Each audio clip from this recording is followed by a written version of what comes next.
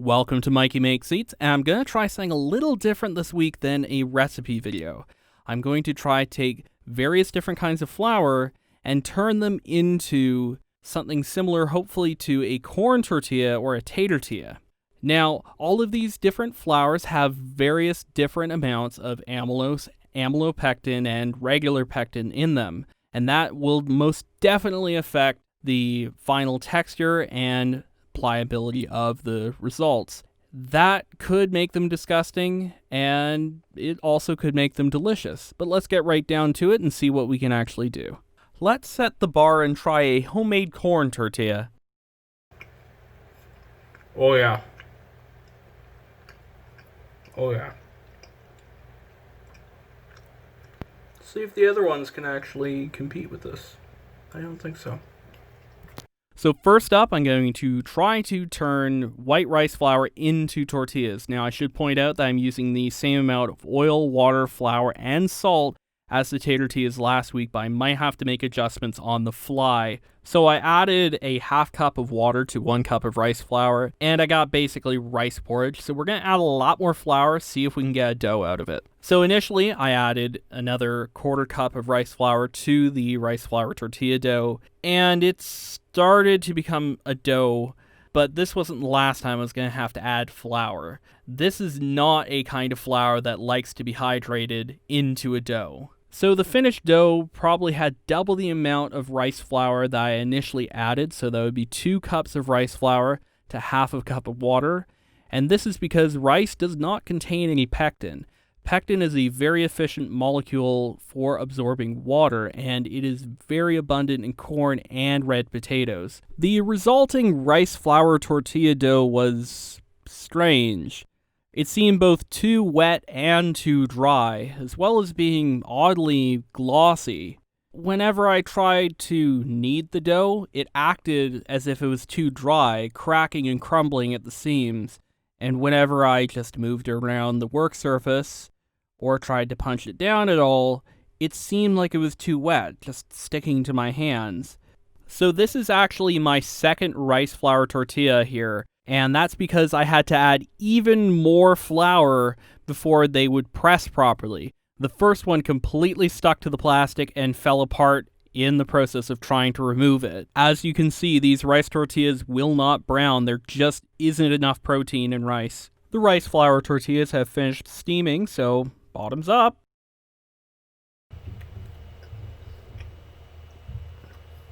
Oh, that's bland. Oh god. Oh, that's bland. It's doughy. Save me.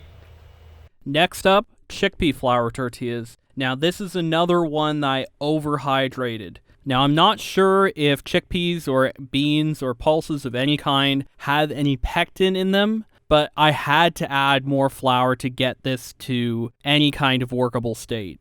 The finished chickpea tortilla dough was so sticky that it could actually hang off of my palm without dropping. This is your hand on chickpeas. Despite the chickpea tortilla dough being really sticky, it pressed very well and easily came off the plastic. Likely due to a high protein content, the chickpea flour tortillas did brown really well. They did not puff when they were pressed with the spatula. These are likely going to be less flexible when they're fully cooked and fully steamed because they didn't puff. There isn't going to be that separation between the top and bottom layers.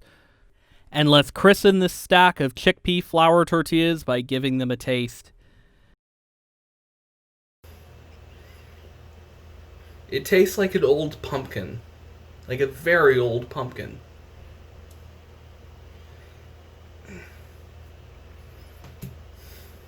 They have a flavor. Not a good flavor. Delicious. The third test was for quinoa tortillas. Now, I decided to hold back a little bit of the water so that the dough this time, unlike the first 2 tests, wouldn't get overhydrated. And the resulting dough was actually really promising. It was a little bit sticky, a little more sticky than masa for corn tortillas, but less sticky than the chickpea flour tortilla dough. This might sound strange, but the quinoa tortilla dough actually felt like a cross between Play-Doh and sticky tack. Very weird. When I was ready to press my quinoa tortilla dough, I noticed that the dough balls, when I pulled them off the mound of dough, they were a little bit crumbly on one side, so I really had to knead these very, very well. After pressing them, I noticed that they released just fine, and they were perfectly shaped. So the quinoa tortillas didn't puff either. Yet again, we're going to see that's going to be a problem later on. Let's give these quinoa tortillas a taste. It's a bit doughy. A bit strange. That's not recommended. Oh. The fourth kind was plantain tortillas. So I have some plantain flour here, and I was really excited about these because the thing with plantains, much like bananas, they're very high in pectin, and that pectin will allow the plantain flour to absorb a lot of water. If it absorbs a lot of water, after cooking and then steaming, they'll be nice and flexible. The dough for the plantain flour felt a little bit crumbly. I probably could have gotten away with adding a little bit more hot water. However, it definitely felt a lot closer to what I was used to, which is more often than not corn tortilla dough. The plantain tortillas were no problem to press. Some of the other varieties gave a little resistance. Some of them were too soft. This, no problem at all. It pressed pretty much exactly like you would expect corn tortillas to press. The plantain tortillas did not puff in the pan, and it's likely because there was not enough water in the dough. Now, if you do have enough water in your tortilla dough, that water will be converted into steam and allow for lift. Already impressed by how flexible these plantain tortillas are, but let's taste one, shall we? Not bad at all. Best one so far. Coming up, health food, oat flour tortillas. To be quite honest, I don't know how this could possibly be good. The oat flour tortilla dough hydrated really well and it feels really nice, but it's oat flour tortillas. And I don't know if there's a lot of pectin in oats, so we'll see.